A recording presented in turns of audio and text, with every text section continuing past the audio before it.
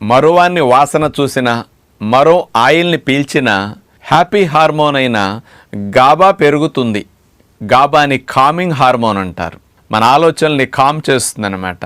మరి mood fluctuations ఉన్నప్పుడు కూడా, మూడ్ స్వింగ్స్ ఉన్నప్పుడు దాన్ని తగ్గించడానికి, ప్రీమెన్స్ట్రువల్ సిండ్రోమ్తో చాలామంది మెనోపాజ్లో కూడా మూడ్ స్వింగ్స్తో ఇబ్బంది పడుతుంటారు కదా, అలాంటి వారికి గాబా హార్మోన్ పెరిగి దాని ద్వారా ఆలోచనలు కామ్ చేయటానికి, మరి నష్టాన్ని కలిగించే హార్మోన్ అయిన కార్టిజాల్ లెవెల్ని తగ్గించడానికి మరో అద్భుతంగా ఉపయోగపడుతుందని సైంటిఫిక్గా ఉంది.